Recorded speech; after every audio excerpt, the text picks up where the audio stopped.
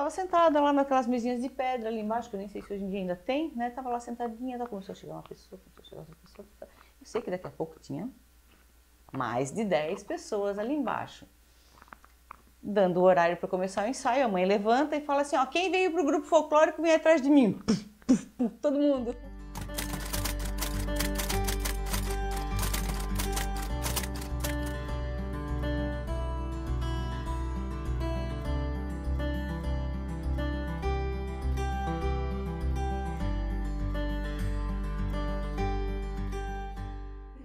A nossa jornada, né, folclórica começou em 1989, quando a minha mãe, eu tinha uma vizinha que ela dançava num grupo folclórico.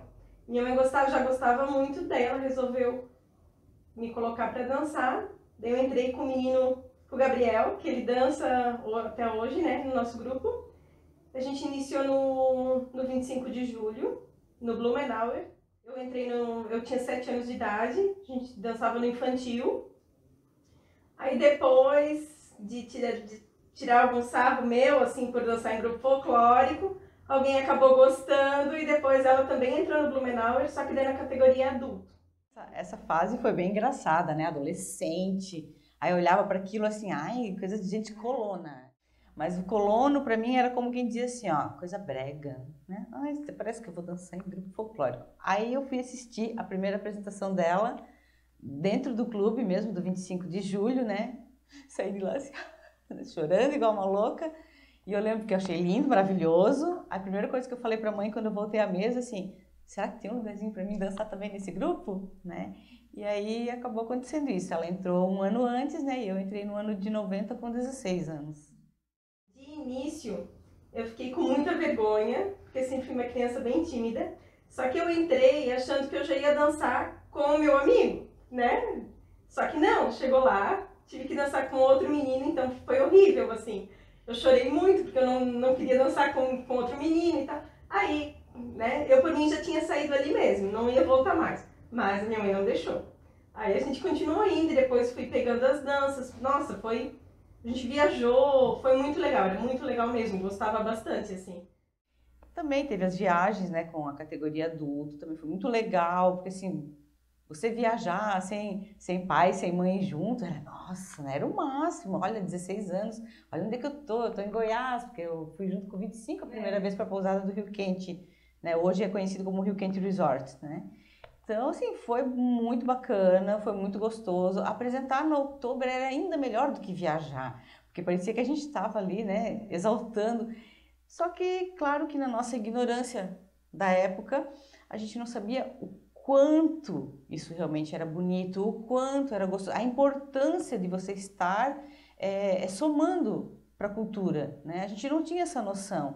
E isso a gente realmente foi adquirindo com o tempo, com a fundação do nosso grupo, porque teve que ter muita pesquisa, teve que ter, né? A gente teve que correr atrás de muitas coisas. Então, ali que a gente começou a dar um valor maior para o que a gente estava fazendo e vendo que não era só dançar, que por trás de dançar existia toda uma história, né? Muito bacana.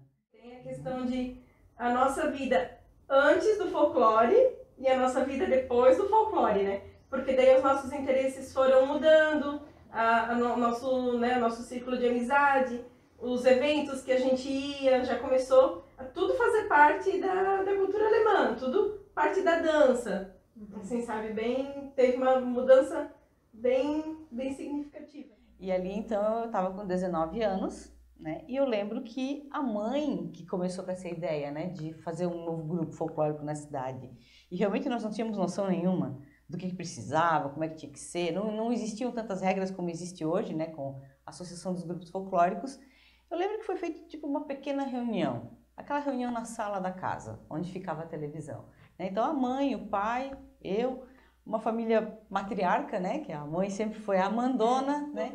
Então, tipo assim, a minha ideia tem que valer alguma coisa. Então ela falou, perguntou o que o pai achava, perguntou o que eu achava. Não lembro, então eu não quero mentir, não lembro se a Estela foi questionada em alguma coisa, né? Como eu disse, ela era uma criança. Não que a vontade dela não fosse importante, mas com certeza a ideia da minha mãe ia prevalecer. Então, tipo assim, sai do grupo, vem pro nosso, que agora a gente vai começar uma etapa nova, né?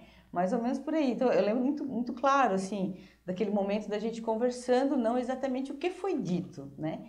Mas daquela conversa e eu pensando assim, nossa, né, eu vou convidar o pessoal que estuda comigo para, né? Eu não tinha terminado ainda o famoso 2º grau, então eu sabia que eu ia convidar a Susan, né? Não imaginei que o Clóvis ia entrar, que são nomes que eu lembro da época, né?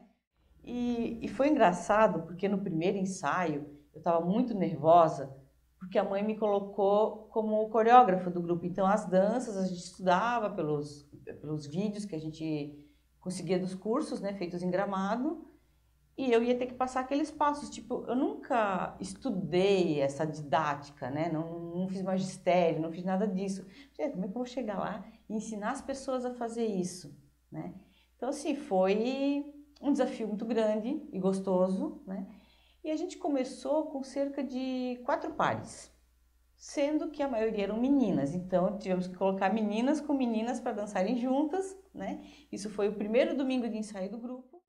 Já no outro ensaio, eu lembro que era no Vasto Verde, né? Nós fizemos parte de lá na época. Estava sentada lá naquelas mesinhas de pedra ali embaixo, que eu nem sei se hoje em dia ainda tem, né? Estava lá sentadinha, ela começou a chegar uma pessoa, Eu sei que daqui a pouco tinha mais de 10 pessoas ali embaixo. Então, nós começamos firme mesmo, com cerca de 16 casais.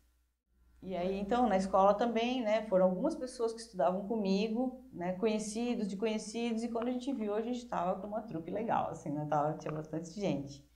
Isso foi bacana. A questão de começar a passar as coreografias, eu acho que eu me saí bem, né, eu acho que eu acabei me saindo bem. As projeções folclóricas são músicas que a gente cria na atualidade e não músicas que a gente busca lá de uma outra era, né? E nós montávamos a coreografia. A maioria das danças parafolclóricas foram coreografias minhas, foram passadas para o grupo. Algumas até a gente estava comentando outro dia que eu tenho vergonha, que eu prefiro que nunca mais sejam dançadas. E tem outras que eu me orgulho muito de ter feito, né? Então, isso também trouxe um diferencial para nós. Quem começou a nos assistir, independente de pessoas de fora ou pessoas que fazem parte de outros grupos folclóricos, nós começamos a ter uma visibilidade muito grande por causa disso. Alguns com críticas, né? Não das melhores, né? E outros, nossa, que legal, né? E daí a gente abriu a categoria adulto, né? Que ela coordenava, e a gente tinha também o infantil e o juvenil, que daí era minha mãe e mais um casal de amigos, né? O Heinz e a Brigitte. E o pai, a gente chamava ele de mocinho do som, né? Porque era ele quem cuidava. Nós começamos o quê? Com fitas cassete, se eu não me engano, né? Então, gravadorzinho, o pai achou, montou, não sei, uma caixa de som. Eu sei que foi evoluindo, né? Até que a gente chegou, o máximo que eu fui foi o MD. Aí hoje em dia já tem os pendrives, tem outras coisas, né? Mas foi uma evolução muito legal do moço do som, que na verdade sempre foi o presidente do grupo até antes de falecer, né? E a mãe realmente, ela sempre foi assim, ela foi a coordenadora geral, ela coordenava infantil, juvenil e adulto. Mesmo meu pai sendo presidente, sempre ficou pra ela, assim. Ela era a comandante, assim, sabe? Isso foi até ela falecer, assim. Sempre foi ela.